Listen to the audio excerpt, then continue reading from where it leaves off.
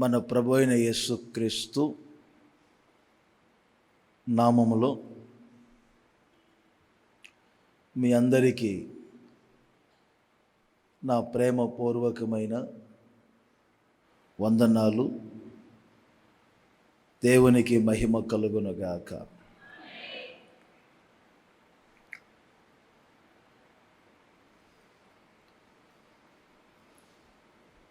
ఈ శుభ సమయంలో బైబిల్లో నుండి ఒక విషయం మీతో పంచుకోవాలని కోరుకుంటున్నాను. యెషయా ప్రవచన గ్రంథం 1వ అధ్యాయం 16వ వచనమును చదువుతున్నాను, గమనించండి.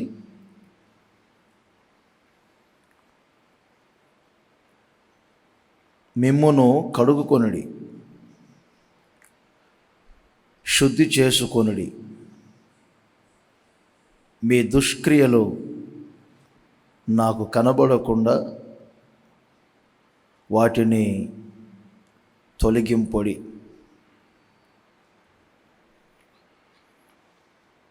మిమ్మును శుద్ధి చేసుకొనుడి. ఇది ఈరోజు మెసేజ్ టైటిల్. మిమ్మును శుద్ధి చేసుకొనుడి. బైబిల్లో మనం ప్రారంభం నుండి ముగింపు వరకు అతి ఎక్కువగా శుద్ధీకరణను గూర్చి నేర్చుకోగలం. వాస్తవానికి మొదటి శనివారం శుద్ధీకరణ కూడిక. మరొకసారి చెప్తున్నాను, శుద్ధీకరణ కూడిక. పితరులు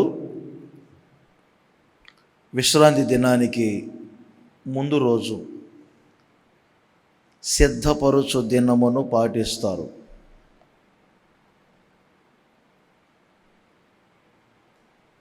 విశ్రాంతి దినమునకు వారిని వారు సిద్ధపరచుకుంటారు. పితరులకు మరొక అలవాటు ఉంది. పస్కా పండుగ చేసేటప్పుడు పస్కా పండుగకు వచ్చి తమ్మును తాము శుద్ధి చేసుకుంటారు. యోహాను సువార్త 11వ అధ్యాయం 55వ వచనాన్ని గమనించినప్పుడు అక్కడ వ్రాయబడింది, పస్కా కొరకు వారిని వారు శుద్ధి చేసుకుంటారు. మనిషి 3 భాగాలు అని చాలాసార్లు నేను చెప్పాను. ప్రాణము, ఆత్మ, శరీరం. మనిషి 3 విధాలుగా శుద్ధీకరించబడుతూ ఉండాలి.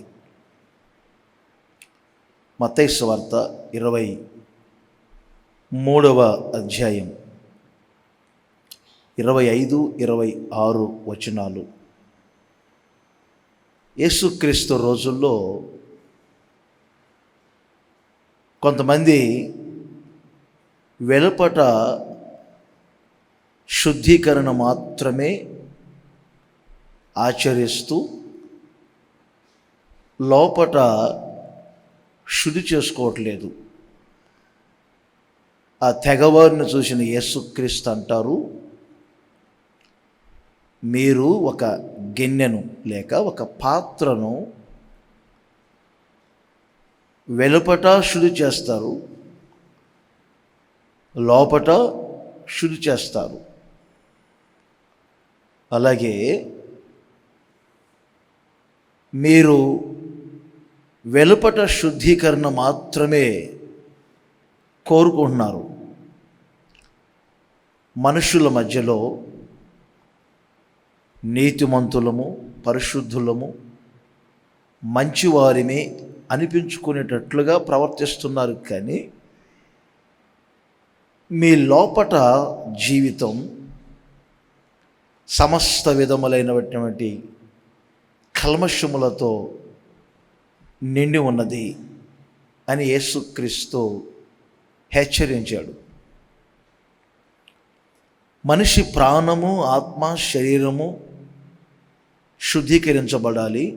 అలాగే భౌతిక జీవితము శుద్ధి చేయబడాలి. ఆత్మ సంబంధమైన జీవితంలో కూడా శుద్ధి చేయబడాలి. పైన కనబడే శరీరము శుద్ధిగా ఉండాలి. లోపల మన ఆత్మ కూడా శుద్ధి చేయబడాలి. పూర్వపు చరిత్రలు మనం చదువుకున్నప్పుడు నోవాహు వాడ ఎత్తబడే సంఘానికి సాదృశ్యంగా ఉంటుంది. బయటవి లోపలకు రాకుండా ఉన్నట్లు నోవాహు వాడను కీలు చేత లోపల బయట ఏమండి అమర్చినట్లుగా వ్రాయబడింది. కీలు పూశారట. మోషే రోజుల్లో కూడా నీటి ద్వారా రక్షణ పొందెను అని వ్రాయబడింది మోషేని గురించి. ఆయనున్న జమ్ము పెట్టెలో కూడా ఒక భాగాన్ని మనం నేర్చుకుంటాం. లోపట బయట కీలు పూశారు. అంటే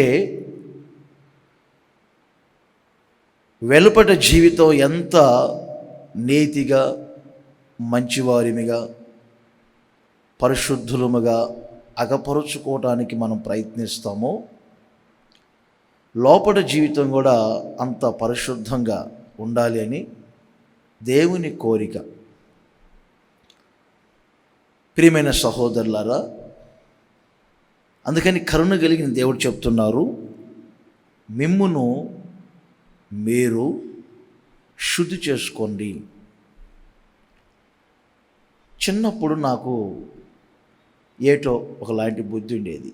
చాలా చిన్నప్పుడు 2వ తరగతి చదివేటప్పుడు స్కూల్కి వెళ్ళి ఇంటికి వచ్చి పిల్లలతో ఆడుకుంటూ ఉండేవాడిని. చిన్న జ్ఞాపకాలు ఉన్నాయి. మా అమ్మగారు స్నానం చేద్దారా అని చెప్పి తీసుకొని వస్తే స్నానం చేయటం ఎంత కష్టంగా ఉండేదో నాకు. మీ పిల్లలు కూడా అలాగే చిన్నప్పుడు ఉంటారు. ఆడపిల్లలు అయితే జుట్టు పట్టుకొని లాక్కొని వస్తారు. కంపుతో పడుకుంటావా? స్నానం చేయించేటప్పుడు పిల్లలు ఎంత ఏడుస్తారో మీకు తెలుసు. పిల్లలను పెంచారు కాబట్టి లాగాలి, గాబు దగ్గర తీసుకురావాలి. ఏదో ఒక తరం గతించిపోయినట్లుగా ఉండేది. అది చిన్న వయసులో. కొంచెం వయసు పెరుగుతున్నప్పుడు అమ్మగారు, నాన్నగారు చెప్పాల్సిన అవసరం లేదు. వాళ్ళకి అర్థమైపోతూ ఉంటుంది, నా శరీరం మీద మురికి ఉంది, ఈ మట్టితో నేను పండుకోకూడదు, ఈ మట్టితో నేను ఉండకూడదు అని. వయసు పెరిగే కొలది ఆ జ్ఞానోదయం కలుగుతుంది. దేవుని బిడ్డలకు కూడా ప్రారంభ దశలో ప్రాథమిక పాఠాలు నేర్చుకునేటప్పుడు ఎవరో బలవంతం చేయాలి, ఇలా ఉండండి, అలా ఉండండి, శుద్ధి చేసుకోండి అని. రోజులు గడిచే కొలది కొంచెం ఆత్మీయతలో అడుగుపెట్టి ఆత్మీయతలో ఎదుగుతూ ఉన్నప్పుడు శనివారం కోడికలు ఎప్పుడు వస్తాయి, ప్రత్యేక ఉపవాస కోడికలను ఏర్పాటు చేస్తారా, ఇలా శుద్ధీకరణలు ఎప్పుడు పెడతారు, నెలంతట్లో నేను నడిచిన ఆ నడవడిని ఒక్కసారి దేవుని వాక్యములో పరిశీలన చేసుకుంటాను. నేను శుద్ధి చేసుకుంటే బాగుంటుంది అనే ఆలోచనలు ఆత్మీయంగా ఎదిగే వారికి ఉండే చక్కని లక్షణాలు. నేను ఎప్పుడూ చెబుతూ ఉంటాను, మనిషి ప్రాణము, ఆత్మ, శరీరం 3 విధాలుగా మనిషి శుద్ధీకరించబడుతూ ఉండాలి. 3 రెఫరెన్స్లు మీకు ఇస్తున్నాను. యోహాను మొదటి పత్రిక 1వ అధ్యాయము 7వ వచనములో యోహాను వ్రాస్తూ ఒక మంచి మాట అంటారు. యేసుక్రీస్తు యొక్క రక్తం మన ప్రతి పాపముల నుండి మనలను పవిత్రులుగా చేయును. శుద్ధి అది యేసు రక్తము చేత. యేసుక్రీస్తు ఎందుకు ఈ లోకానికి సశరీరిగా వచ్చారు? ఎందుకు ఆయన ఎన్నో సుబోధలు చేసి చివరికి ఆయన మన కొరకు గాయపరచబడి రక్తం కార్చి ప్రాణం పెట్టారో దేవుని బిడ్డలకు తెలిసి ఉండాలి. ఆయన రక్తం మన ప్రతి పాపము నుండి పవిత్రులుగా చేయును, శుద్ధి చేస్తుంది. దీనికి అనుగుణమైన వచనం ప్రక్కనే ఉంటుంది. హెబ్రీ పత్రిక 9వ అధ్యాయం 13-14 వచనాలు నోట్ చేసుకోండి. ఇక్కడ పూర్వం ప్రత్యక్ష గుడారములో చేసే పరిచర్యల గురించి,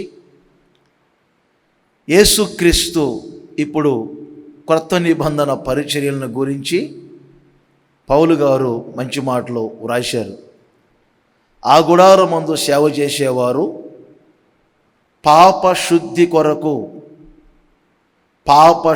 కొరకు అంటే పాపములో నుంచి విడుదల పొంది పవిత్రులుగా మార్చబడే దాని కొరకు ఎన్నో బలి పశువులు వధించబడి వారి మీద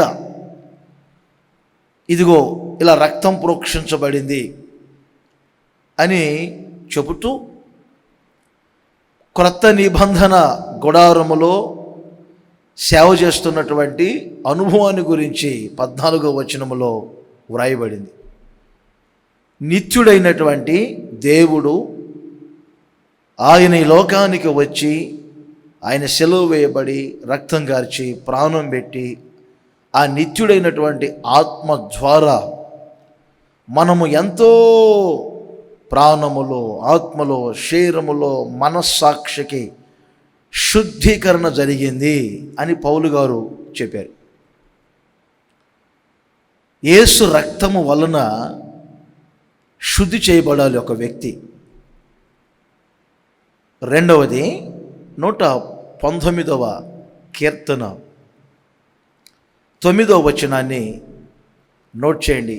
ఈ 9వ వచనంలో ఒక మంచి మాట వ్రాయబడింది. 9వ వచనం, వాక్యము చేత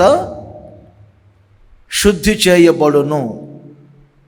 ఫుల్గా చదవాలంటే, యవనస్తులు దేని చేత వారి యొక్క నడవడిని శుద్ధి చేసుకుంటారు?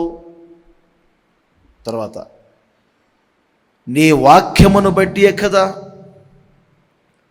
నీ వాక్యమును బట్టియే కదా వారు తమ నడవడిని, తన ప్రవర్తనను శుద్ధి చేసుకుంటారు. వాక్యము మనిషిని శుద్ధి చేస్తుంది. ఎంతటి లోపములో ఉన్నటువంటి వ్యక్తి అయినా సరే నా దేవుని సన్నిధికి వచ్చి ఆయన వాక్యాన్ని వింటూ ఉన్నప్పుడు తప్పనిసరిగా వాక్యం ఏదో ఒక కోణంలో వారిని దర్శిస్తుంది.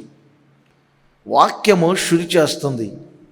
తప్పనిసరిగా దేవుని బిడ్డలో యేసు రక్తముతో ఎంత శుద్ధీకరించబడాలో దేవుని వాక్యం చేత కూడా అంత శుద్ధీకరించబడాలి. ఎఫెసీ పత్రిక 5వ అధ్యాయం 27వ వచనమును, అలాగే హెబ్రీ పత్రిక 10వ అధ్యాయం 22వ వచనమును ఈ చోట మనం గమనించినప్పుడు వాక్యమును అక్కడ ఉదక స్నానము అని పోల్చారు.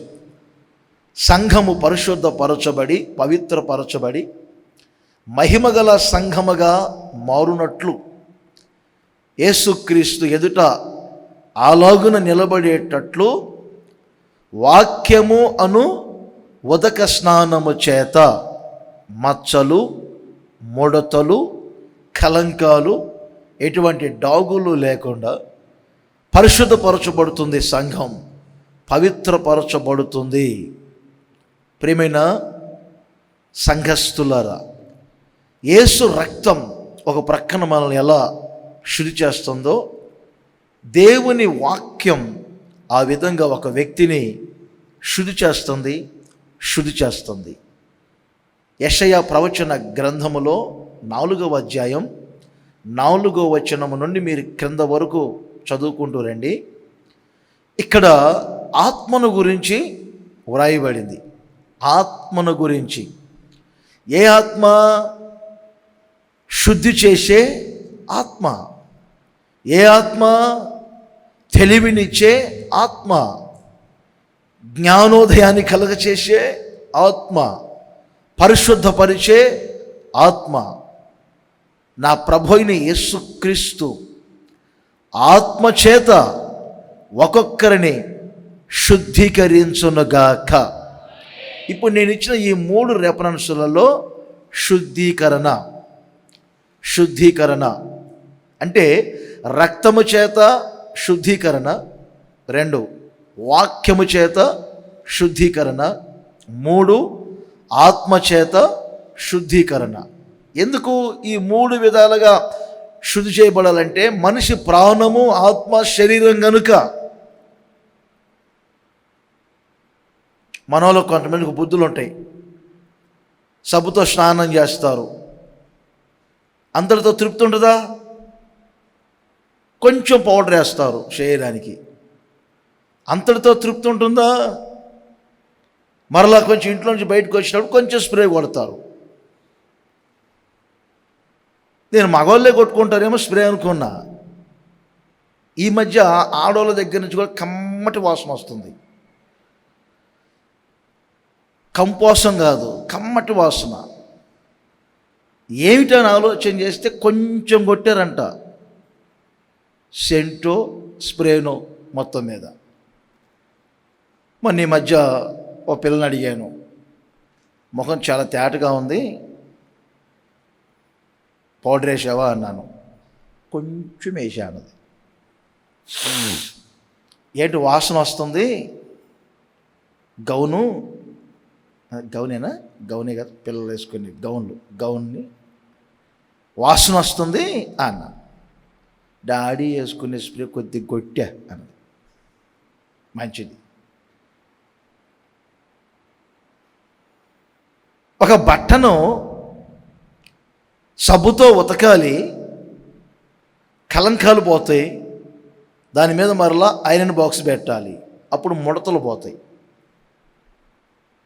అందుకే కలంకములు, ముడత అనే పదాలు కూడా వాక్యం చెప్తుంది. ఈ డిసెంబర్ నెలలో అడుగుపెట్టారు. ఈ నెలంతా కూడా ఎక్కువగా శుద్ధీకరణను గురించినటువంటి మాటలే మీరు వినాలి.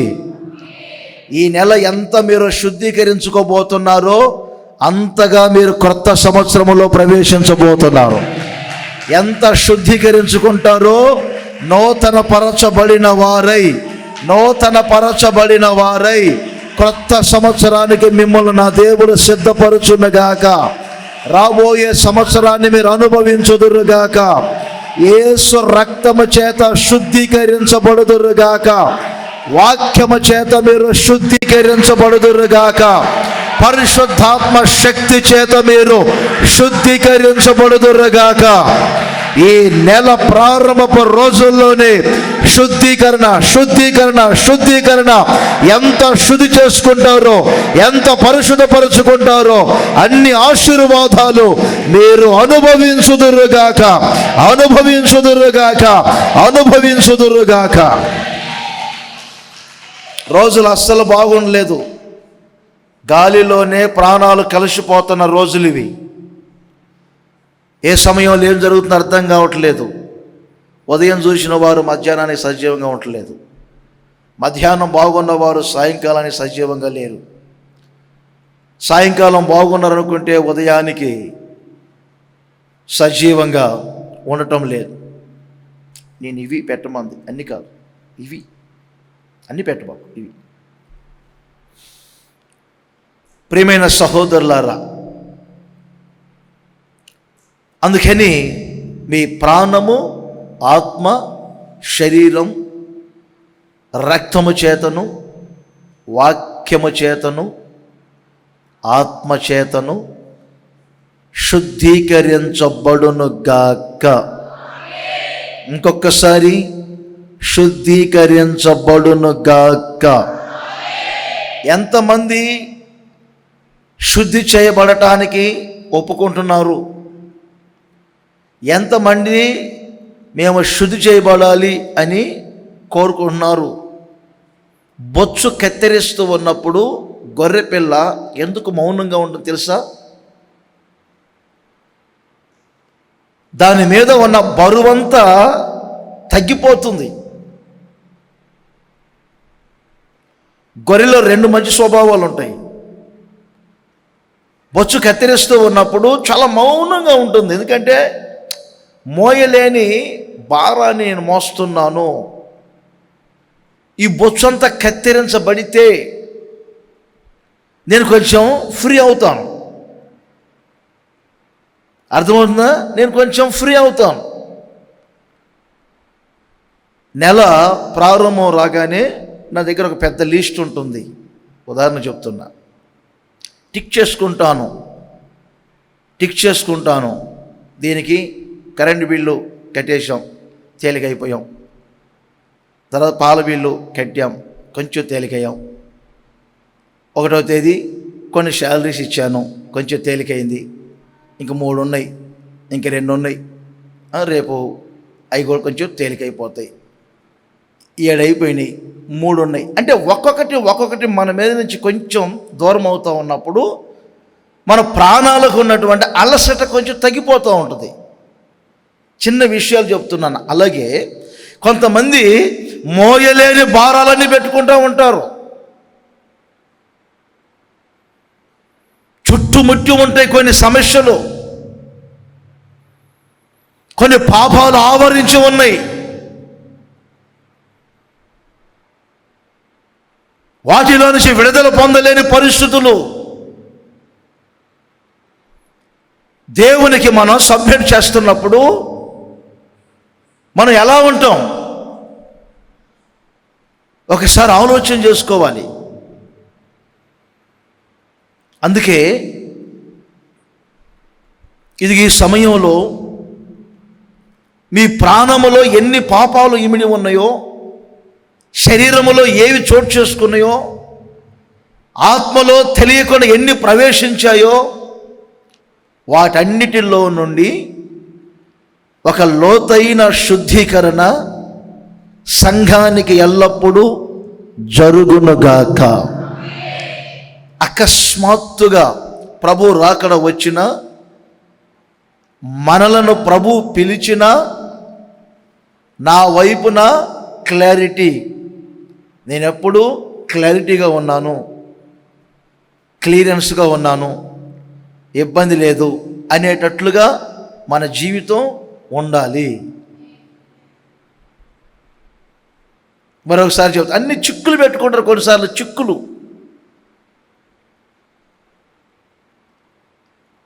అర్థమైంది మీకు? అంటే ప్రభు రాకడ సమయంలో ఈ చిక్కులన్నీ పెట్టుకొని ఈ ఉచ్చుల్లో నుంచి బయటికి రాలేరు. అకస్మాత్తుగా ప్రభు ఒకవేళ మనం పిలిచారనుకోండి, తెలియదు కదా ఏ సమయంలో ఏం సంభవిస్తుందో. చూస్తున్నారు కదా ఈ మధ్య న్యూస్లో రాష్ట్ర వ్యాప్తంగా ప్రసిద్ధి చెందినటువంటి వ్యక్తులు ఏమైపోతున్నారో. అలాంటివి సంభవించినప్పుడు మన వైపున క్లారిటీ ఉందా? ప్రభు రాకడ సమయంలో కూడా నేను క్లియర్గా ఉన్నాను, నాకు ఇబ్బంది లేదనే పరిస్థితులు వస్తున్నాయా? అందుకని దేవుని బిడ్డలు ఎప్పుడు బొచ్చు కత్తిరించు వాని ఎదుట గొర్రెపిల్ల మౌనంగా ఉన్నట్లుగా శుద్ధీకరణకు ఒప్పుకోవటానికి ప్రయత్నించాలి. 2, గొర్రెకి ఇంకో స్వభావం ఉంటుంది. అప్పుడప్పుడు కొంచెం దాని మీద నీళ్లు పోయి చూడండి, కాసేపటి తర్వాత దులుపుకుంటుంది, ఒక్కసారి దులుపుకుంటుంది. అలా దులిపినప్పుడు దాని మీద ఉన్న ఆ నీళ్ళన్నీ తొలగిపోతాయి. ఎంత మనము శుద్ధీకరించబడుతూ ఉంటామో అన్ని లోతైన ఆశీర్వాదాలు ఏమిడి ఉన్నాయి. నేను ఒక 4 విషయాలు మీతో పంచుకుంటాను. దానియేలు గ్రంథం శుద్ధీకరణలో ఉన్నటువంటి ఆశీర్వాదాలు. దానియేలు గ్రంథం 12వ అధ్యాయం 10వ వచనం చదువుతున్నారు, వినండి.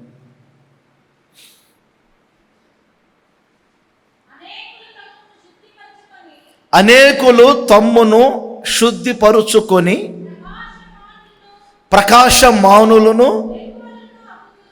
నిర్మలులను అగుదురు. మంచి మాట. ఎవరు ఇప్పుడు ప్రకాశమానముగా ఉండేది,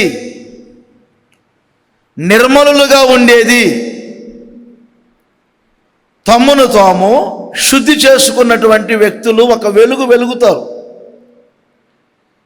నిర్మలముగా అంటే వారు తెల్లగా అగపడతారు. వాక్యం అంటుంది అగుదురు. ఎలా అగుదురు? ప్రకాశమానులుగా అగుదురు, నిర్మలులుగా అగుదురు. ప్రకాశమానముగా ఉన్నారా, నిర్మలులుగా ఉన్నారా? విలాప వాక్యాలు ఎప్పుడు మీకు చెప్తూ ఉంటాను. 4:7 మరొక్కసారి చదువుకోనండి, ఇబ్బంది లేదు. దాని ఘనులు హిమము కన్నా శుద్ధమైన వారు. ఎవరండి వీరు? జనులలో ఘనతకెక్కిన వారు. మొదటి వచనం, మొదటి అధ్యాయం. జనములలో ఘనతకెక్కిన వారు, రాజ్యములలో ఘనతకెక్కిన వారు, మనుషులలో ఘనతకెక్కినటువంటి వారు వీరు. మరలా ఇప్పుడు 4:7 వారు పాల కంటే తెల్లని వారు, వారి శరీరములో పగడముల కంటే తెల్లనివి. పగడముల కంటే ఎర్రనివి. వారి దేహ కాంతి నీలము వంటిది. ఇక్కడ చూడండి, ఎరుపు, ప్రకాశమానం, నీలం. చూశారండి, నిర్మలత్వం. వారి దేహ కాంతి ప్రకాశమానంగా ఉంది, వారి దేహము నిర్మలముగా ఉంది. నెక్స్ట్, అట్టి వారి ఆకారం ఇప్పుడు ఏమైంది? చెప్పొచ్చా నేను ఆ మాట?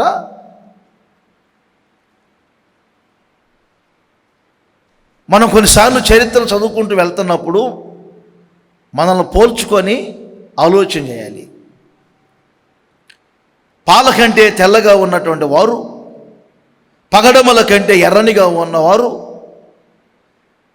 వారి దేహకాంతి నీలము వంటిది. పాల కంటే తెల్లగా ఉన్నారు, హిమము కంటే శుద్ధముగా ఉన్నారు. అలాంటి వారి ఆకారం ఇప్పుడు ఎలా మారింది? బొగ్గు కంటే నలుపుగా మారిందని వాక్యం చెప్తుంది. ఎవరైతే శుద్ధి చేసుకుంటారో, ఎవరైతే శుద్ధీకరణకు ఇష్టపడతారో వారు ప్రకాశమానులుగా అగపడుదురుగాక. విశ్వసించండి, నా దేవుడు మీ ఒక్కొక్కరిని ప్రకాశమానముగా ఉంచబోతూ ఉన్నారు. ప్రకాశమానముగా ఉంచబోతూ ఉన్నారు. ఒక్కొక్కరిని నిర్మలులుగా మార్చబోతూ ఉన్నారు. మీ దేహ కాంతి ప్రకాశించబోతూ ఉంది. మీరు నిర్మలుగా ఉండబోతూ ఉన్నారు. సమాజములో ప్రకాశమానముగా అగపడుదురుగాక, సంఘములో ప్రకాశమానముగా అగపడుదురుగాక. ఇందున్న ప్రజలకు ఆకాశములో కనబడుచున్నటువంటి జ్యోతుల వలె మీరు అగపడుదురుగాక, అగపడుదురుగాక, అగపడుదురుగాక, నిర్మలుగా కనబడుదురుగాక. ఎవరైతే శుద్ధి చేసుకుంటారో, ఎవరి మీద యేసు రక్తం ప్రోక్షించబడుతుందో, ఎవరైతే దేవుని వాక్యానికి అప్పగించుకుంటారో, ఎవరిలో సంపూర్ణంగా పరిశుద్ధాత్ముడు పనిచేస్తాడో, పరిశుద్ధాత్ముడు బలముగా ఎవరిలోనికి దిగి వస్తాడు. రక్తము చేత, వాక్యము చేత, ఆత్మ చేత ఎవరైతే శుద్ధీకరించుకుంటారో, తమ బాహ్య జీవితాన్ని, అంతరంగ జీవితాన్ని లోతుగా శుద్ధీకరించుకుంటారో, వారి వెలుపటి లోపల జీవితాన్ని ఎవరైతే శుద్ధిపరుచుకుంటారో వారు ప్రకాశమానులుగా అగపడుదురుగాక, నిర్మలులుగా అగపడుదురుగాక. మీరున్న ప్రాంతములో, మీరున్నటువంటి జిల్లాలో, మీరున్న రాష్ట్రములో, దేశములో ప్రకాశమానులుగా అగపడుదురుగాక, నిర్మలులుగా అగపడుదురుగాక.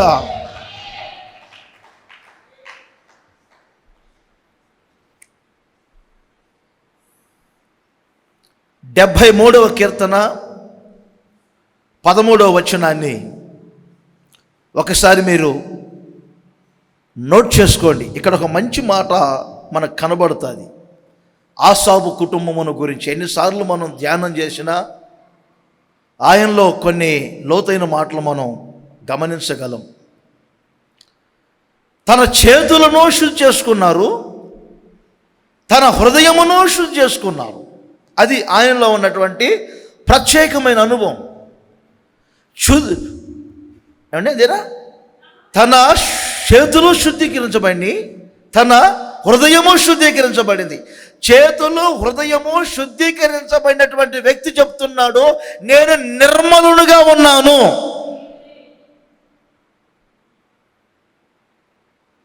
ఒక్కసారి మీరు ఆలోచన చేయండి. ఈ రోజున చాలామంది జీవితంలో,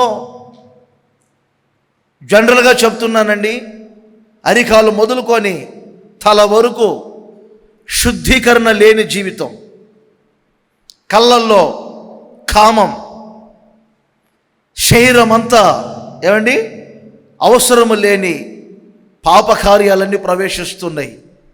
ఆత్మలో కపటం, ప్రాణాలు పూర్తిగా సమశిల్లిపోయినటువంటి పరిస్థితులు. అందుకే కదా ప్రకాశం మామూలుగా అగపడట్లేదు, అందుకే కదా నిర్మలులుగా అగపడటం లేదు. నేను ఎందుకు ప్రకాశమానంగా ఉండలేకపోతున్నాను, నేను ఎందుకు నిర్మలులుగా ఉండలేకపోతున్నాను అని మనం ప్రశ్న వేసుకున్నప్పుడు జవాబు వెంటనే కింద మనకు దొరుకుతుంది. చేతులు కానీ, హృదయము కానీ, మనసు కానీ ఒక వ్యక్తిలో ఎప్పుడైతే ఒక లోతైన శుద్ధీకరణ ఉంటుందో అలాంటి వ్యక్తులు ప్రకాశమానముగా కనబడతారు.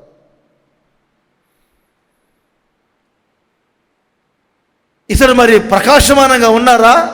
అదే కదా 23, 24 వచనాలలో ఆయన అనుభవాన్ని చెప్తున్నారు. నా చేయి నువ్వు పట్టుకొని ఉన్నావు, నీ ఆలోచన చేత నడిపిస్తావు, తర్వాత నన్ను నీవు మహిమలో చేర్చుకుంటావు. దానికి మరొక అర్థమే ప్రకాశమైన అనుభవంలోనికి నన్ను చేరుస్తావు నువ్వు.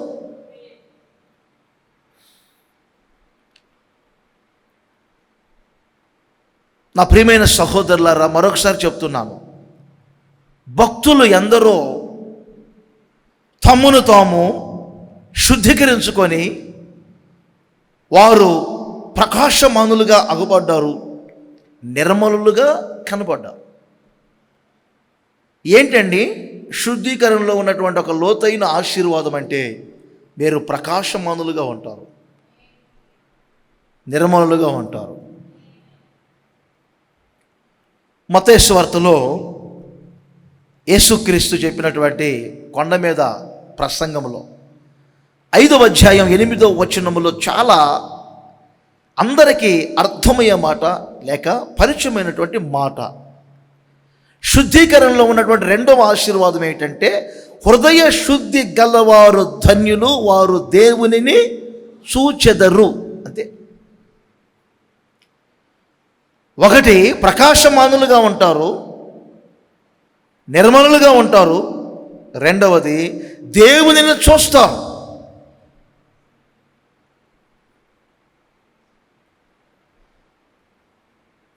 అంటే ప్రేమ కట్టినటువంటి ఫోటోలో చూడటం కాదు, లామినేషన్ చేసినటువంటి బొమ్మలో చూడటం కాదు, మనం ప్రత్యక్షంగా యేసుక్రీస్తును చూస్తారు. వారు మన ప్రార్థనలో యేసుక్రీస్తు దర్శనం మనం పొందుతాం. మన కలలో యేసుక్రీస్తును గూర్చినటువంటి దర్శనం, కలలలో కొన్ని పర్యాయాలు ప్రభు మనల్ని సమీపిస్తూ ఉంటారు. అది అనుభవించిన వారికి మాత్రమే తెలుస్తుంది, అందరికీ అర్థం కాదు. దీర్ఘ ప్రార్థనలు చేసినా కొంతమందికి అసంతృప్తే. కొందరు కొన్ని నిమిషాలు ప్రార్థనలు చేసినా ఆ ప్రార్థనలో లీనమైపోతారు, ఆ ప్రార్థనలో పరవశిస్తారు. ఆ ప్రార్థనలో వారికి చుట్టూ దేవుని మహిమ ఆవరించినట్లుగా చూస్తారు, దేవునితో దగ్గరగా ఉన్నట్లుగా వారు అనుభవిస్తారు. దేవుని శక్తి, దేవుని ప్రభావం, దేవుని మహిమ, దేవుని యొక్క తేజస్సు వారిని కమ్ముకున్నట్లుగా అగుపడుతుంది. వారు ప్రార్థనలో పరవశం చెందుతారు.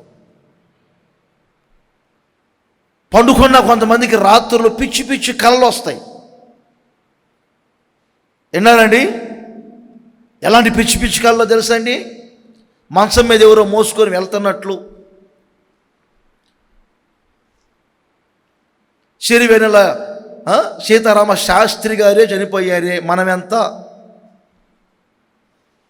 మనం చూస్తేనేమో ఇంకొక ఆయన చనిపోయారు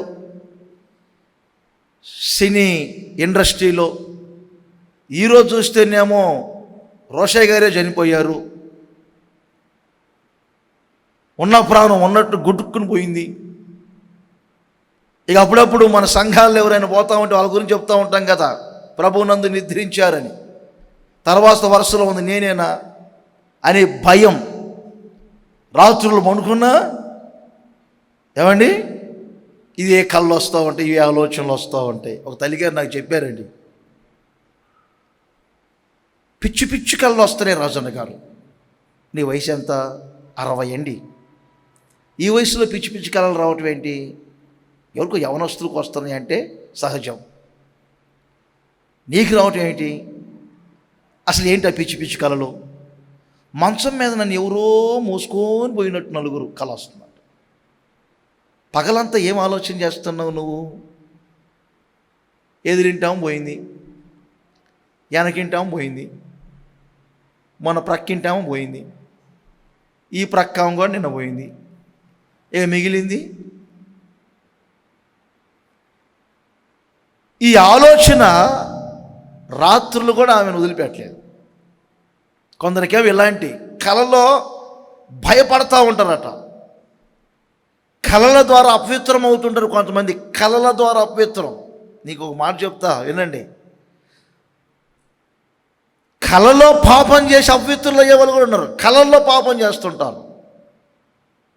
కళలలో పాపం. ఇక మీకు ఎంత డీటెయిల్గా మీకు చెప్పకూడదు, కానీ ఒక ఆయన వచ్చి నాతో చెప్తున్నాడు, 3 సంవత్సరాల నుంచి ఒక అమ్మాయిని లవ్ చేస్తున్నాను అన్నగారు, ఆ అమ్మాయి పట్టలేదు, కానీ కళలో మాత్రం ఆ అమ్మాయిని బైక్ ఎక్కించుకున్నట్టే కళ వచ్చింది, ఆ అమ్మాయిని తీసుకొని ఎక్కడికో వెళ్ళినట్టు కళ వచ్చింది, ఆ అమ్మాయిని తీసుకుని ఎక్కడో గదిలో ఉన్నట్టుగా కళ వచ్చింది. ఒరే, నువ్వు కళలో కూడా పాపం చేస్తున్నావు. నేను చెప్పే విషయం కాదు ఇది, బైబిల్ చెప్తుంది. కళల ద్వారా, కళలు కనుచు వారు అపవిత్రులు అయిపోతున్నారు. తర్వాత చదువుకోండి, యోధా పత్రిక 1వ అధ్యాయం 1వ అధ్యాయం ఉంటుంది, అక్కడ ఉంటుంది. కళల ద్వారా వారు కళలు కనుచు వారి శరీరములను అపవిత్రపరుచుకుంటూ ఉన్నారట.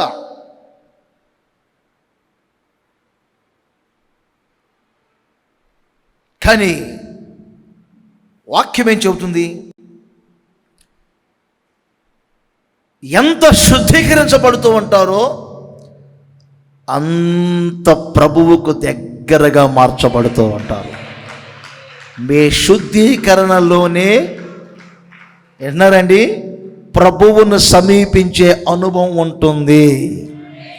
శుద్ధీకరణ చేసుకొనకపోతే, శుద్ధి కాకపోతే ప్రభువుకి మీకు మధ్యలో అడ్డు తెర ఉంటుంది, అడ్డు గోడ ఉంటుంది. జాగ్రత్త పడు.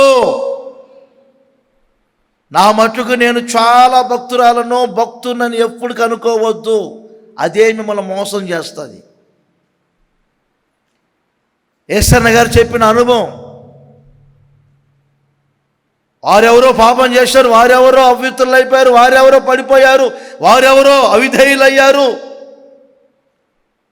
నేను అలా లేను అని ఎప్పుడైతే మనం అనుకుంటామో మనమే మోసపుచ్చుకున్న వాళ్ళం అవుతామట. ఎప్పటికీ ఆ ఆలోచన మనకు రాకూడదని వాక్యం ద్వారా దైవజనులు చెప్పేవారు.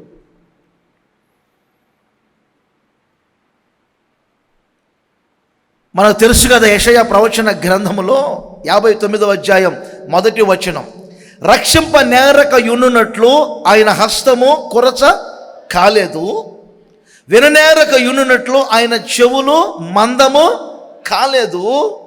మీ దోషములు మీ పాపములు మీకును మీ దేవునికిని అడ్డముగా ఉన్నాయట. ఆ తెర తీసేయి, ఆ తెర తీసేయి, ఆ తెరతి యేసయ్యను చూడబోతూ ఉన్నావు. ఆ తెర తీయండి, ఆ మధ్య గోడను కొట్టివేయండి, ఆ అడ్డు తెరను తొలగించండి. ఆ అడ్డు తెర తొలగిస్తే ప్రభువుని మీరు చూడబోతూ ఉన్నారు. ప్రభు ప్రత్యక్షతని మీరు అనుభవించబోతూ ఉన్నారు. ఈ చోటుకు వచ్చే ప్రతి ఒక్కరు నా దేవుని చూసి వెళ్ళాలి, నా దేవుని స్పర్శను చూసి వెళ్ళాలి, అనుభవించి వెళ్ళాలి. నా దేవుడు ఒక్కొక్కరిని తాకుతూ ఉన్నప్పుడు ఆ అనుభూతిని పొందుకొని ఈ చోటు నుండి మీరు తిరిగి వెళ్ళుదురుగాక.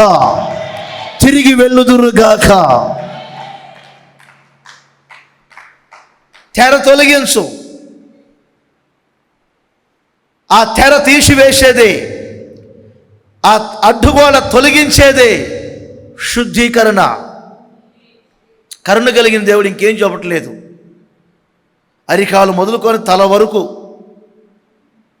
ఒక్కసారి మీరు శుద్ధి చేసుకోండి. నా శరీరాన్ని తిని నా రక్తాన్ని త్రాగబోతున్నారు, శుద్ధి చేసుకోండి. దైవజనుడు పౌలు గారు కూడా ఒక మంచి అనుభవం చెప్తారు ఇందులో. హెబ్రీ పత్రిక, ఇవన్నీ మనకు ప్రాథమిక విషయాలే.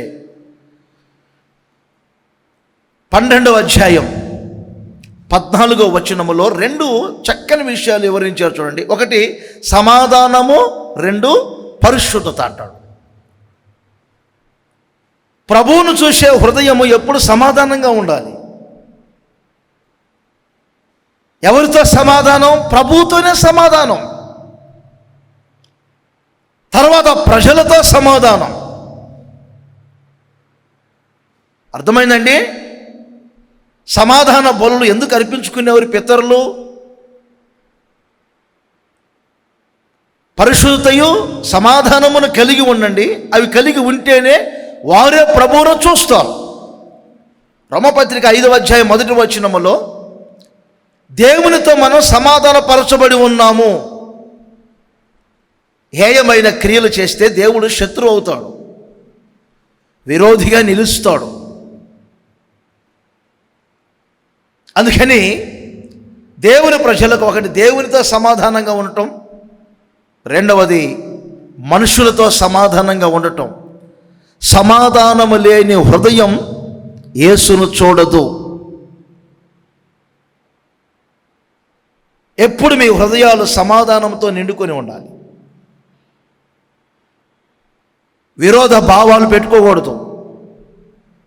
నీటి మీద బుడగ వంటివి మనకు వచ్చే చిన్న చిన్న సమస్యలు.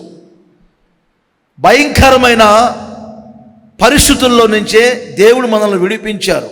ఇప్పుడు కుటుంబ వ్యవస్థలో మీకు వచ్చే చిన్న చిన్న శోధనలు ఎలాంటివి అంటే నీటి మీద బుడగ వంటిది. బుడగ ఎంతసేపు ఉంటుందండి? కాసేపట్లో చితికిపోతుంది. ఆ చిన్న చిన్న సమస్యలకు మీ హృదయాన్ని కలవరపరుచుకోకూడదు. దేవునితో ఉన్న చక్కని సమాధాన సంబంధాలను తెంచుకోకూడదు. మనుషుల మధ్యలో ఏమండి దూరం చేసుకోకూడదు చిన్న చిన్న విషయాలకు. ఎందుకంటే మనం ప్రభువును చూడాలి కనుక. కొంతమంది ఎప్పుడు వారి హృదయమును పగలతో రేపుకుంటూ ఉంటారు, మర్చిపోరు. శరీరములో లేచిన గాయాలైనా మానిపోతాయి, కానీ వారి పగ మాత్రం చల్లారదు.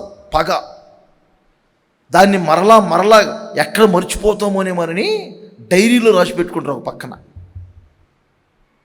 అదేదో అంత అవసరమైనట్టు మనకు పగన డైరీలో రాసి పెట్టుకునేది. ఎన్ని మర్చిపోయిన జీవితంలో అది మాత్రం మర్చిపోరు.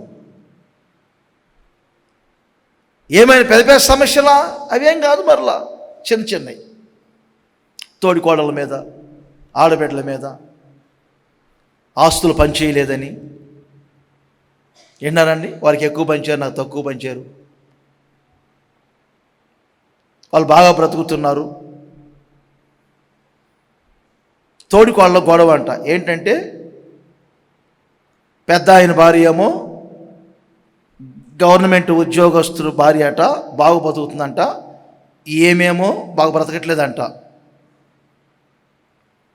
వాళ్ళ నాన్నగారు స్తోమతుండి పెద్దోని చదివించాడు, చిన్నోని చదివించలేదు. ఒకళ్ళు జాబ్ వచ్చింది, ఒకళ్ళు జాబు రాలేదు. వాళ్ళ గొడవలు ఈ తోడికోళ్ళకి ఎందుకు? అవసరం లేని ఇలా ఉన్నాయి కొన్నిసార్లు. తల్లుల మీద విన్నారా, అత్తల మీద, తోటి విశ్వాసుల మీద విన్నారండి. అవసరమైతే పరలోకమే వదులుకుంటారు, కానీ తోటి విశ్వాసతో సమాధానం పడటానికి మాత్రం ఇష్టపడరు.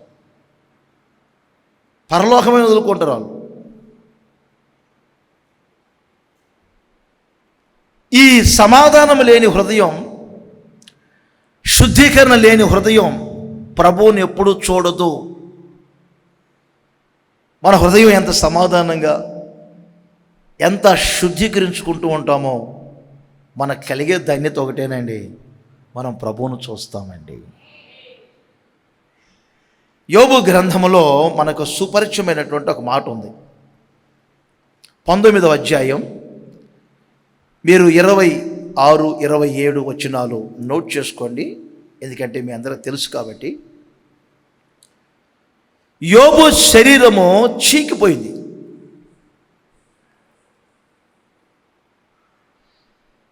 శరీరములో ఎక్కడ జీవము లేదు. చీకిపోయిందంటే ఒకసారి మీరు ఆలోచన చేయండి. కొన్ని గోనె పట్లు ఉంటాయి కదా, వాటర్లో వేసి ఒక 1 నెల రోజులు పెట్టి తర్వాత మరలా దాన్ని బయటికి లాగుతూ ఉంటే ఆ గోనె పట్ట మొత్తం రాదు, చీకిపోయి ఏమండి కొంచెం కొంచెం కొంచెం కొంచెం వస్తుంది. అది చీకిపోవటం అంటే. కొందరు శరీరాలు నేను చూస్తున్నప్పుడు బాగా అనారోగ్యంగా ఉన్నప్పుడు చెయ్యి పట్టుకుంటే చెయ్యి ఊడి వస్తుందా అనిపిస్తుంది. మొన్న ఒకరి మీద చేయి పెట్టి ప్రార్థన చేస్తున్నాను, తల మీద. తల పట్టుకుంటే తల అంతవరకు ఊడి వస్తుందా అనిపిస్తుంది. చేయి పట్టుకొని బలపరుచుదామని చేయి పట్టుకుంటే చెయ్యి అంతవరకు ఊడి వస్తుందా అనిపిస్తుంది నాకు. అంటే శరీరం ఆ విధంగా చీకిపోయింది. యోబు శరీరం కూడా ఆ విధంగా చీకిపోయిందండి. ఎవరండి యోబు? చెడుతనాన్ని విసర్జించిన వాడు, న్యాయవంతుడు, యథార్థపరుడు, దేవుని యందు భయభక్తులు గలవాడు, ప్రతిదినము 10 మంది పిల్లల్ని వరుసగా నిలబెట్టి శుద్ధి చేసుకుంటూ ఉండేవాడు, దహన బలులు అర్పిస్తూ ఉండేవాడు. ఇలాంటి వ్యక్తికండి ఈ రోజున ఇలాంటి చీకిపోయే అనుభవాలు. ఇలాంటి పరిస్థితుల మధ్యలో కూడా నేను ఇంత న్యాయవంతుణ్ణి, యథార్థపరుణ్ణి, చెడుతనాన్ని విసర్జించాను, భయభక్తులు కలిగి ఉన్నాను, 10 మంది పిల్లలను రోజు నేను శుద్ధి చేసుకుంటా ఉన్నాను, మరి నా జీవితంలో ఇలాంటివి ఎందుకు వస్తున్నాయని ఏ రోజు తన గురించి తను ఆలోచన చేయలేదు. రకరకాలుగా అందరూ మాట్లాడుతూ ఉన్నా ఆయన అనే అనుభవం ఒకటే, నా శరీరము ఈ విధముగా చీకిపోయినను మరొక్క శరీరముతో నా విమోచకుని నేను చూస్తాను, నా మట్టుకు నేను చూస్తాను. వినోఫ్, నా మట్టుకు నేను చూస్తాను, నా మట్టుకు నేను చూచెదను. ఏక స్వరముతో చెప్పండి, నా మట్టుకు నేను చూచెదను, నా మట్టుకు నేను చూచెదను. నా శరీరము చీకిపోయినా, పరిస్థితులన్నీ ప్రతికూలముగా మారిపోయినా నేను నా ప్రభువును చూచెదను, నా మట్టుకు నేను చూచెదను, నా మట్టుకు నేను చూచెదను, నా మట్టుకు నేను చూచెదను.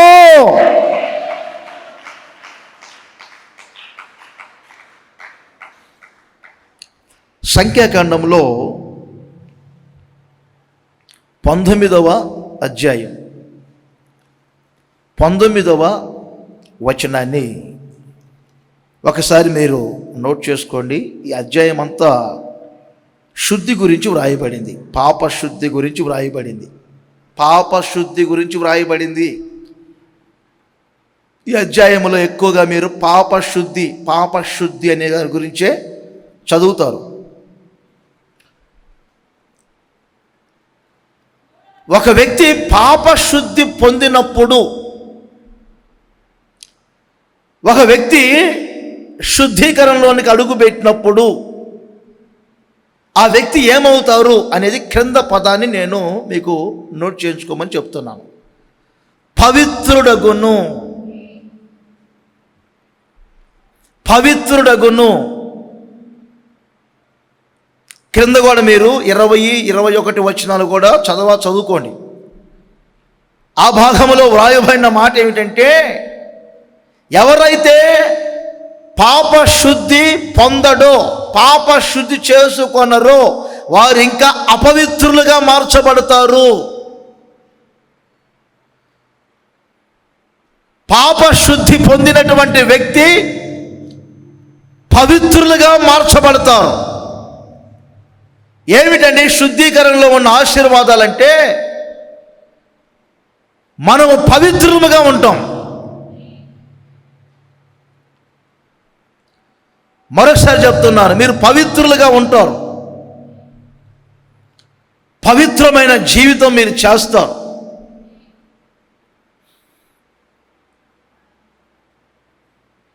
పవిత్రత మనకు అవసరమా? అవసరం. యోహాను తన పత్రికలో చెప్పారు, ఇందాక 1:7 చదువుకున్నాం. ఇప్పుడు 3వ అధ్యాయములో 2వ వచనం నోట్ చేసుకోండి. ఇప్పుడు మనం ఏమై ఉన్నాము, రాబోయే రోజులు మనం ఏమి కాబోతున్నాము అని ప్రజల మధ్యలో ఉన్నటువంటి ఒక సందేహాన్ని తీర్చాడు ఈ వచనములో. ఇప్పుడు మనం దేవుని పిల్లలమై ఉన్నాం, మరి రాబోయే రోజులు మనం ఏమవుతాము? ఆయనను ఉన్నట్లుగానే మనం చూస్తాము కనుక ఆయన పోలి మనం ఉంటాము. ఆయన యందు ఈ నిరీక్షణ పెట్టుకొనిన ప్రతి వారు ఆయన వలె పవిత్రులుగా మార్చబడుతూ ఉంటారు. పవిత్ర జీవితం చేయుదురుగాక, మీరు పవిత్రులుగా మార్చబడుదురుగాక, పవిత్రులుగా మార్చబడుదురుగాక, పవిత్రులుగా మార్చబడుదురుగాక. సంఖ్యాకాండం 19వ అధ్యాయం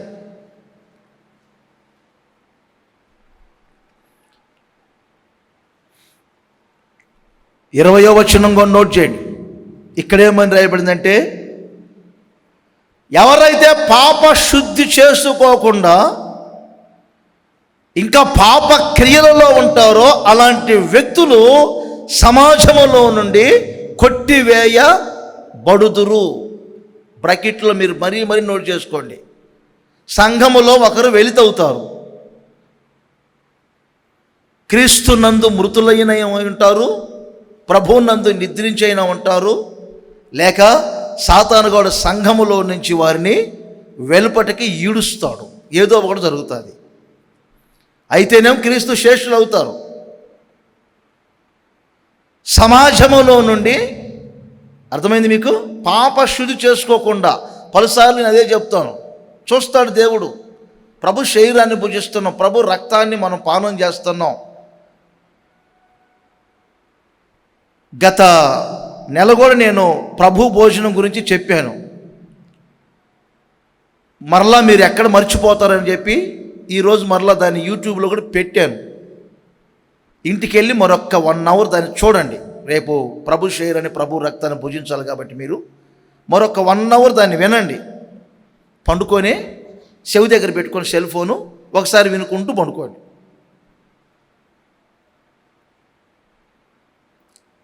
పలుసార్లు నేను ఎందుకు చెప్తున్నానంటే, శుద్ధి అని. శుద్ధీకరణ చేసుకోకపోతే, పాప శుద్ధి ఒక వ్యక్తి పొందకపోతే సంఘములో నుండి ఆ వ్యక్తి కొట్టివేయబడతాడు. నాకు తెలిసి సంఘములో నుండి ఒక వ్యక్తి కొట్టివేయబడటం, దానంత దౌర్భాగ్య పరిస్థితి ఇంకొకటి లేదు. ఆ మనిషి చచ్చిన వాడితో సమానం. ఏదైనా తోటలో నుండి, వినండి, ఆదామును కొట్టివేశాడంటే,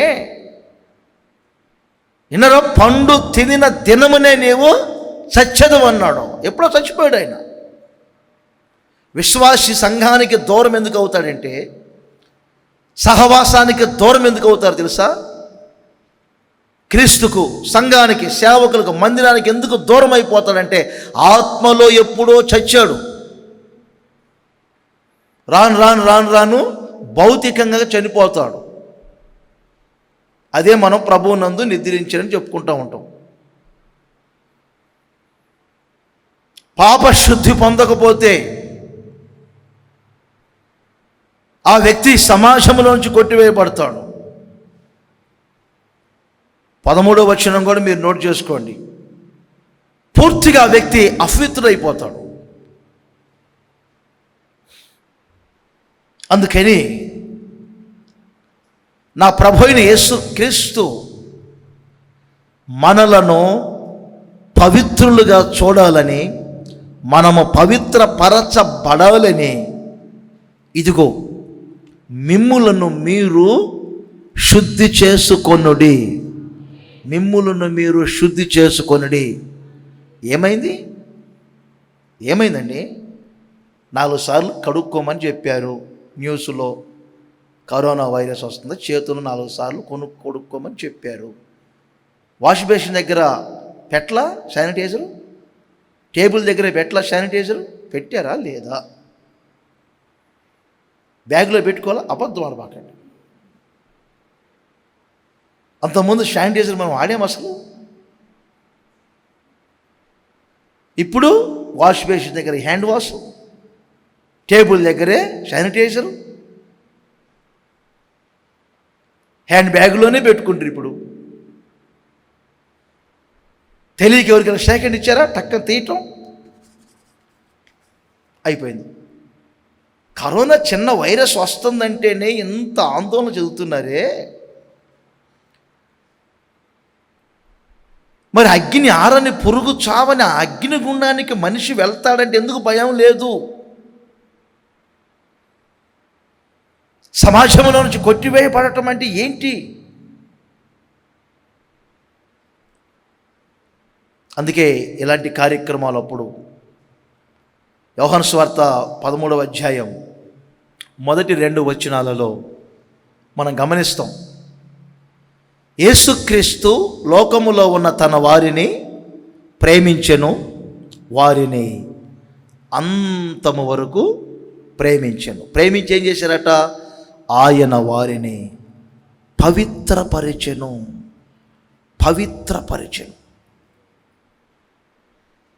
నీళ్లు తీసుకొని ఒక్కొక్కరి పాదములు కడుగుతూ వారిని పవిత్రపరుస్తూ ఉన్నారు. కింద భాగాలు మీరు తర్వాత చదువుకోవచ్చు. ఏంటయ్యా మీరు నన్ను కడుగుతున్నారని పేతురు అంటే, మీరు కడగబడకపోతే, శుద్ధి చేసుకోకపోతే నాలో మీకు పాలు పంపులు ఉండవు పేతురు, అందుకు శ్రమ తీసుకుని మిమ్మల్ని కడుగుతున్నాను.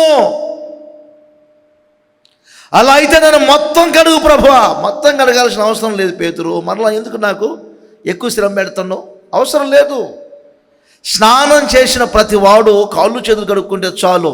మీలో అనేకులు పవిత్రులై ఉన్నారు. మీలో అనేకులు పవిత్రుడై ఉన్నాడు. ఒక్కడే ఉన్నాడు. ఇస్కరియోతు యోధ, అదిగో ఆడొక్కడ తప్ప అందరూ పవిత్రులు. ఆడొక్కడే ఎత్తి చూపిస్తున్నాడు. శుద్ధీకరణలో ఉన్న లోతైన ఆశీర్వాదాలు ఏమిటంటే, 1, ప్రకాశమానముగా కనపడతాము. 2, ఏమండి, దేవునిని చూస్తాము. 3వది, మనం పవిత్రులముగా జీవిస్తాం. చివరిగా ఒక మాట చెప్తాను. ఎస్తేరు గ్రంథం 2వ అధ్యాయం 3వ వచనాన్ని నోట్ చేసుకోండి. ఇక్కడ ఒక జీవం ఉందండి. 127 సంస్థానాలలో ఉన్నటువంటి కన్యకలు మొత్తం అంతఃపురానికి చేర్చాలి. రాజైన అహస్వేరోషు పెట్టినటువంటి ఒక జీవం. హేగే వశములో వారందరూ అప్పగింపబడాలి. సంవత్సరము రోజులు, అది మీరు నోట్ చేసుకోండి, ఆ వచనాల్లో ఉంటాయి. సంవత్సరము రోజులు వారు శుద్ధీకరణ కొరకు ఇవ్వబడినటువంటి రోజులు. సంవత్సరము రోజులు శుద్ధీకరణ కొరకు ఇవ్వబడిన రోజులు.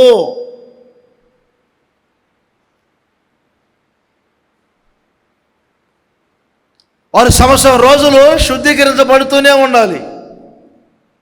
నెలకు ఒక్కసారి అంటేనే మనకు కష్టం అవుతుంది. కొంచెం గట్టిగా చెబితే భయం అవుతుంది.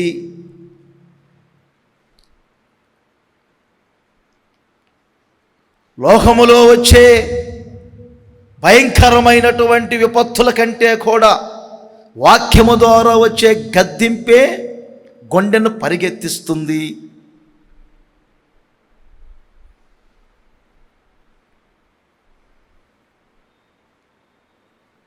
యేసన్న గారు ఉన్న రోజుల్లో నెలంతా వాక్యం చెప్పేవారు. మేము సంఘాల్లో, శనివారాల్లో, సభల్లో ఈ వద్దుల బల్లాలు గుద్ది మరీ చెప్పేవారు. సేవకుల మీటింగ్ అప్పుడు వెళ్ళి కూర్చున్నామంటే యేసన్న గారు వాక్యం ముగించేంత వరకు గుర్రాలు పరిగెడుతుంటాయి మాలో. గుర్రాలు ఏ క్షణంలో ఎవరిని లేపుతారో అర్థం కాదు. మేము అన్నీ ప్లస్ అనుకుంటాము, ఆయన ఏ మైనస్ చూపిస్తారో. గుండెను గుప్పెట్లో పట్టుకొని కూర్చుంటాం. అన్నం ముగించి ప్రశాంతంగా నవ్వి ప్రార్థన చేసి వెళ్తే ఆ రోజు మాకు ఒక యుగం దాటిపోయినట్టు. ఒక్క సభకు వచ్చి యేసన్న గారు ఆ రోజున ప్రశాంతంగా వెళ్తే ఇక మేము సంబరాలు చేసుకుంటాం. కారణం ఏంటంటే ఏదో లోపాన్ని చూపించాలని కాదు, కానీ విన్నారండి, ఆ భయానికే ఒక వ్యక్తి చేయబోయే పాపం కూడా చేయడు. ఆ భయానికి, పాపం చేశామని కాదు కానీ చేయకూడదు అని గద్దింపు, చేయకూడదు అని ముందే జాగ్రత్తలు, చేయకూడదని ముందే హెచ్చరికలు. చేశామని కాదు, చేయకూడదు అని వారు ముందుగానే భయపెడతారు. అలాగే వాక్యం మనల్ని ఆ విధంగా నడిపిస్తూ ఉంటుంది. ప్రపంచంలో ఎవరి భయం ఉండదు. ఉంటే ఒకే ఒకరి భయం, కనబడే దైవ సేవకుని భయం, వాక్య భయము తప్ప సంఘానికి వేరొక భయం ఉండదు. విన్నారా? కనబడే సేవకుని భయమే లేకపోతే ఆ సంఘమే కాదు. ఆ సేవకుని నోట వచ్చే వాక్యం ఒక మనిషిని భయపెట్టకపోతే అది వాక్యమే కాదు. ఆదరించే సమయంలో ఆదరించాలి, ఓదార్చే సమయంలో ఓదార్చాలి, ధైర్యపరిచే సమయంలో ధైర్యపరచాలి. అదే సమయంలో వాక్యం ఖండించాలి, హెచ్చరించాలి, గద్దించాలి, తప్పును సరిదిద్దాలి.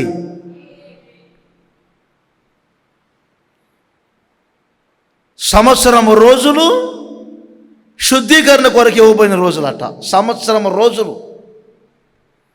సహజంగా పొగిడితే, మెచ్చుకుంటే ఫేస్ రీడింగ్ వేరుగా ఉంటుంది.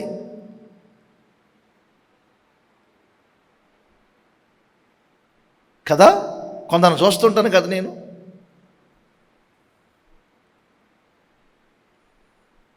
ఎక్కడో ఎందుకు మా స్టూడియో రూమ్లో చూస్తుంటా నేను. ఒక్కోసారి పిల్లల్ని ఏమనుకోండి, నేను మౌనంగా కూర్చుంటే ఆ రోజున వారి కళ చూడాలబ్బా, అసలు ప్రకాశమానంగా ఉంటాయి. 100 వాట్స్ కాదు, 300 వాట్స్ కూడా సరిపోదు వాళ్ళ ప్రకాశం చూస్తే. ఏదైనా కొంచెం ఒక చిన్న మాట అన్నానంటే వారి ముఖాలు ఇక చూడలేనుగా నేను. అందుకే కెమెరా వైపే చూసి చెప్తుంటా. లైవ్లో చూడండి మీరు, నా కళ్ళు మీ మీదే ఉన్నట్టుగా ఉంటాయి. లైవ్లో చూడండి మీరు. వాస్తవానికి లోపాన్ని ఎత్తి చూపిస్తే ఎవరికైనా బాధే. కానీ ఈ సంవత్సరం రోజులు ఎందుకు వారు శుద్ధీకరణ దినములుగా పెట్టుకున్నారు? ఎందుకు వారు శుద్ధీకరించబడటానికి ఇష్టపడ్డారంటే, వినాలి, నేను యువరాణిగా మార్చబడాలి, నేను మహారాణిగా మార్చబడాలి, నేను 127 సంస్థానాలలో ప్రసిద్ధికి ఎక్కాలి, నేను అహష్వరేసు రాజుకు యువరాణిగా, మహారాణిగా, రాణిగా మార్చబడాలి. భౌతికముగా ఎస్తేరు చరిత్రలోనే సంవత్సరం రోజులు శుద్ధీకరించబడుతూ ఒక రాజుకు భార్యగా మార్చబడాలనేదే వారి ఆలోచన ఉంటే, మనము ఒక వధువు సంఘముగా మార్చబడాలని, పెండ్లి కుమార్తె సంఘముగా తీర్చబడాలని, పెండ్లి భార్యగా మనం అలంకరించబడాలని మనము ఎంత శుద్ధీకరించుకోవాలి.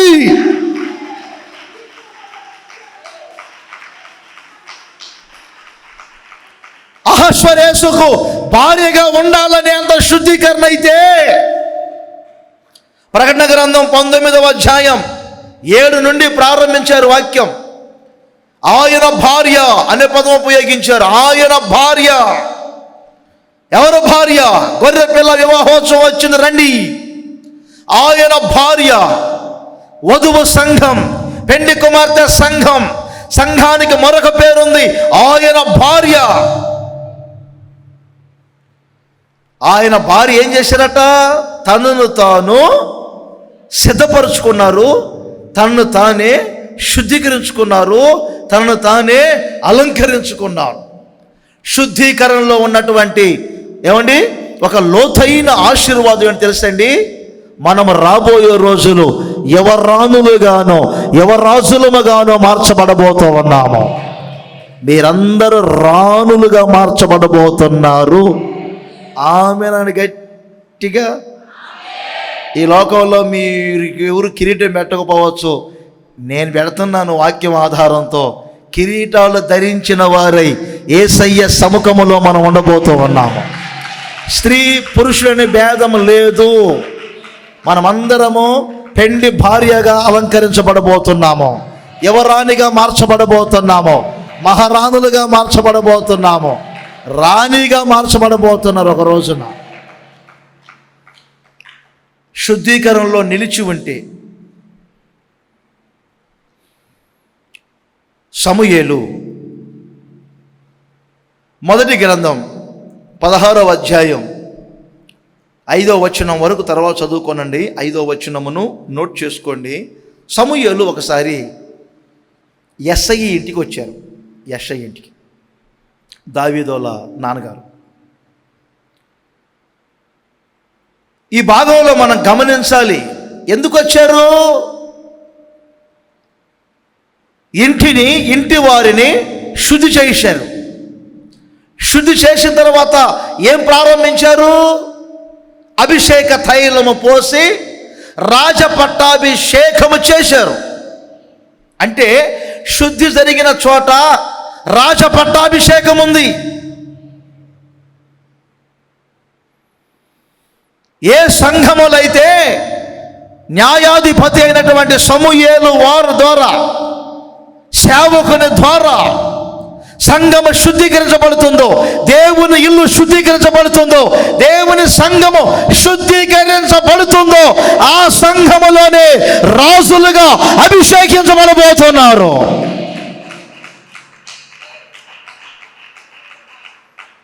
ఆమేన్. మనకు దేవుడు రాబోయే రోజులు ఒక పోస్ట్ ఇవ్వబోతున్నారు. ఏమిటి ఆ పోస్టు?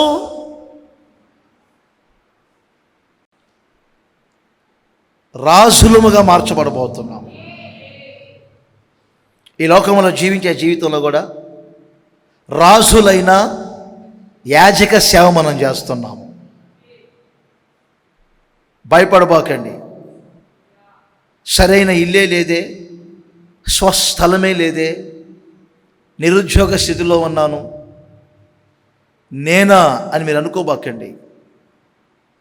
మీరు చేసే భక్తి, మీరు పొందిన మారు మనసు, మీరు పొందిన బాప్తిస్మం, మీరు జీవించే పరిశుద్ధకరమైనటువంటి జీవితం ఒక రోజున మీ ఒక్కొక్కరిని యేసుక్రీస్తుకు రాజులుగానో రాణులుగానో మార్చబడబోతున్నారు.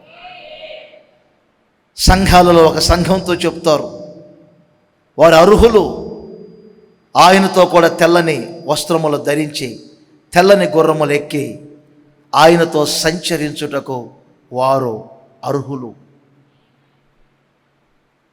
నష్టమే ఉందండి. శుద్ధీకరించుకోమని చెప్పారు, శుద్ధీకరించుకుందాం,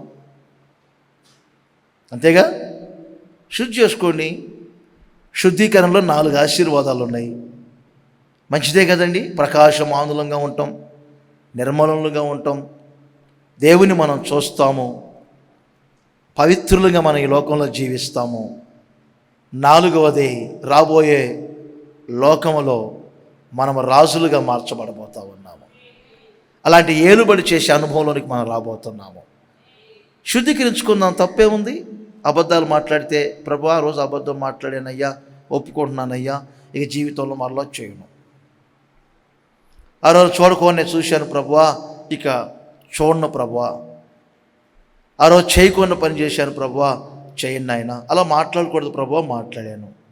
ఇలా ప్రవర్తించకూడదు, ప్రవర్తించాను. ఆయన దృష్టికి, ఆయన కన్నులకు దుష్క్రియలు కనబడకుండా ఎక్కడ దాగి ఉందో, ఆయన కన్నులకు మరుగైందంటూ ఏమీ లేదని వాక్యం చెబుతుంది.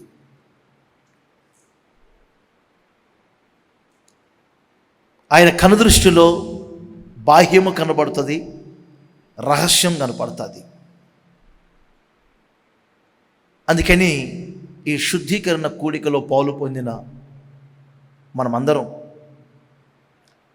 ప్రాణమును, ఆత్మను, శరీరమును యేసు రక్తం చేత, వాక్యం చేత, ఆత్మ చేత శుద్ధీకరించుకొని, ఇదిగో ఈ 4 విధములైన ఆశీర్వాదాలు ఈ నెలలో పొందుకుందాం.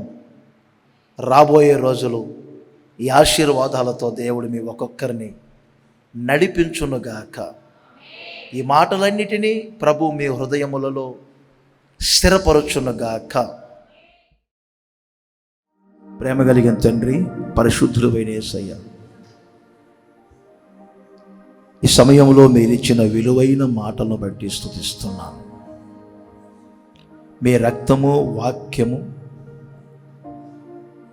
మీ ఆత్మ, ప్రాణ, ఆత్మ, శరీరములను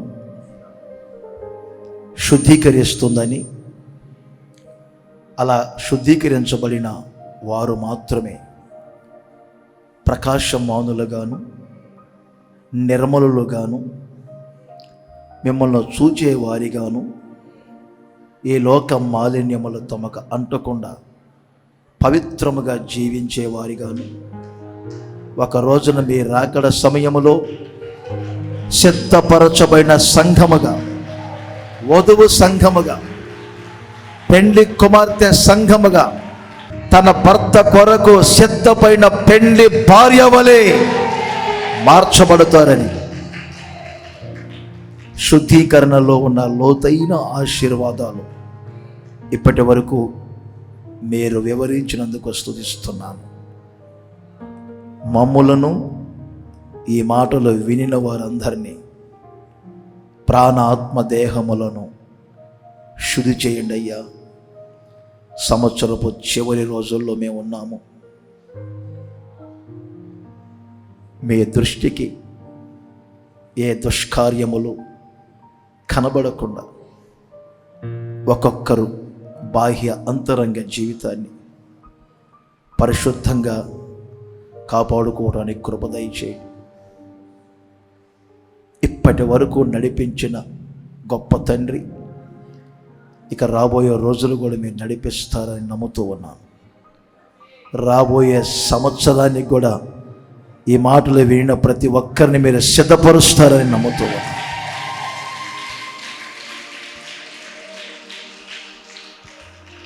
మీ మాటలకు సంపూర్ణముగా స్పందించారు.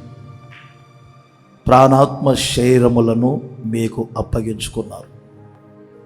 ఇక రాబోయే రోజులు ఈ ఆశీర్వాదాలు శారీరకముగా ఆత్మ సంబంధముగా అనుభవించున్నట్లు సహాయము చేసి ఘనమైన మీ నామమునకు మాత్రమే మహిమ తెచ్చుకొనమని యేసు నామములో అడుగుచున్నాను తండ్రి.